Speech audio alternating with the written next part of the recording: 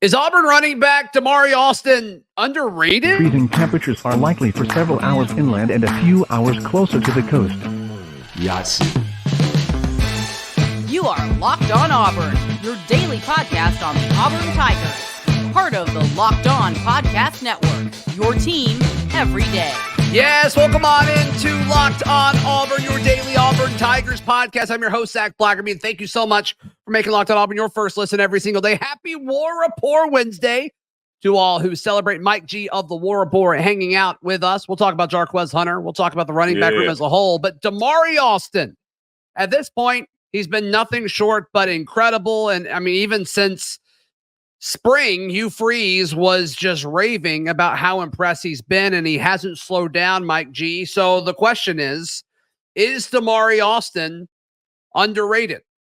Yes, I think he is very underrated. It was interesting to hear the head coach in the spring say, we completely blew past him. Like, yeah, he's a much better player than we anticipated. Now, Zach, last year, there was a bunch of speculation that Jarquez could be better than Tank, right? And now Damari has burst on the scene, and despite having not played a ton, questions are being asked about whether, he's better than Jarquez. The truth is, Auburn has a really talented running back room. We had these guys on our fireside. It was interesting to hear them talk. He's playing at 210. He claims to run a sub 11-second 100-meter dash, which I think is interesting, which is fast. That's fast for that size. But I think he is an underrated back. I think that Auburn has had a history of producing backs, really, really good backs. And Damari Alston is going to get his fair share of carries in this offense. I think Hugh Freeze plans to use all three of the guys that they have in this room, but he's next up. I think it's clear that he's next up. Yeah, I mean, it almost seems like Damari Alston has gained so much traction and attention, and rightfully so. He deserves all of it. But it does seem like people are already saying, hey, maybe he should get more touches than Jarquez Hunter. I mean, and we saw this right when Jarquez Hunter was backing up Tank. We did. Which is a little interesting, but I mean, I don't think that's uncommon for the backup at a position to kind of get some love. And once again, I'm not saying he doesn't deserve it, but Jarquez Hunter, like, he's a special running back from what we've seen so far. Yeah. Yeah. Look, I wondered if Hugh Freeze had something to do with this as well, too. Now, we know from the coach's own mouth that he created this sort of leadership council, and there are accountability leaders. And Damari Alston was the guy named to that council. They talked about his leadership ability. Again, when you listen to him talk, it's clear that he's mature beyond his age. He definitely gets it. He's an honor roll student. He is your ideal student athlete. Does all the things that's asked of him, and a monster in the weight room as well, too. So he's out there as a younger guy setting the example for older guys. And I think that that's important, for Hugh Freeze. Hugh Freeze has repeatedly talked about having the right kind of guys, and so we hear him. He's very careful. You remember this spring, we'd ask about players, and he'd say, I haven't coached any of these guys a down yet. But then when he got to certain players, he would say, Jarquez is already the best I ever coached. Or, he knows who his guys are. He knows who his guys are. And it took him a while to catch up to Damari Alston. But I think that Hugh Freeze is responsible for a lot of this hype that we're hearing around Damari. I think he's recognized. And when the coach starts talking about a guy that he has not coached down yet, I think fans should take notice.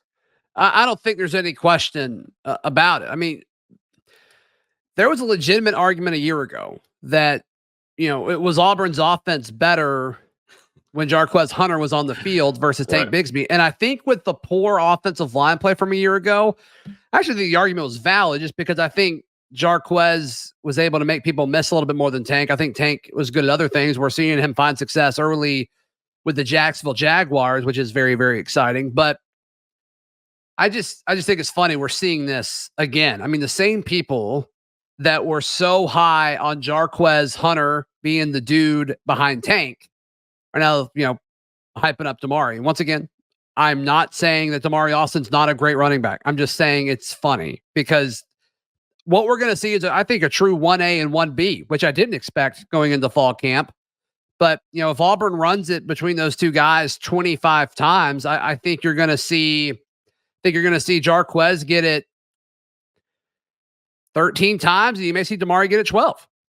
Yeah, look, I got to give a shout out to my guy, Charlie 5. Him and I were having a discussion about fan favorites and how liking one guy in some fans' mind means you're against the other guy. Please say that again. Holy cow.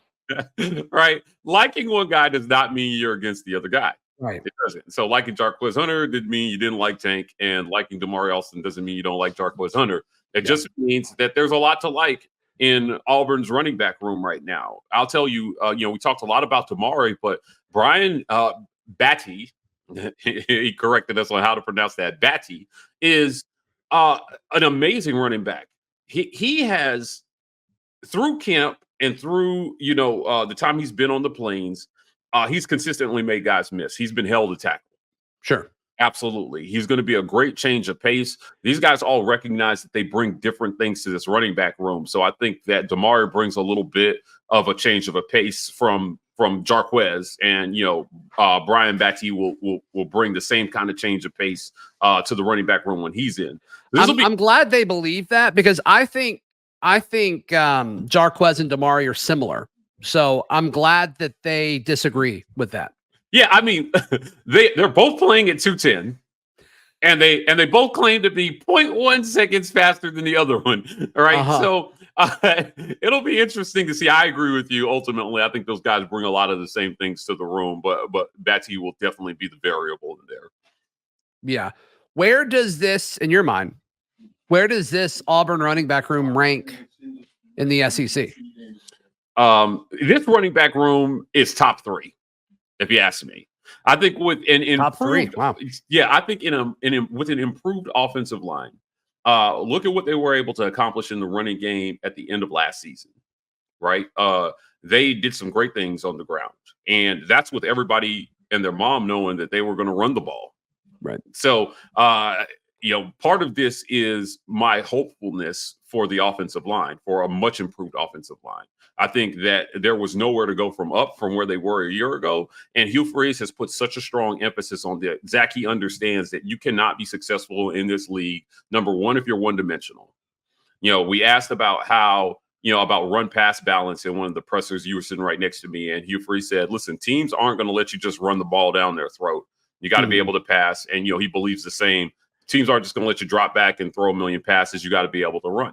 So I expect Hugh Freeze to lean on the run more in his play calling than he has his entire career. I think that these guys, him and Philip Montgomery, recognize the talent that they have in that room. I think they will recognize it as a strength. And, we'll see how the passing game goes with Peyton Thorne and those guys and the receivers. They got a lot of injury at receiver right now. But I think they run the ball more often than not. And I think that results in Auburn finishing top 3 in total rush yards in the league.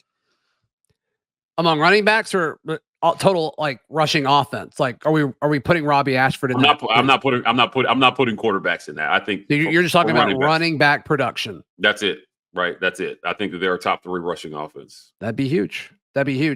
Mike G, how can people check out everything going on these days at the War Rapport? Lots of cool content coming up.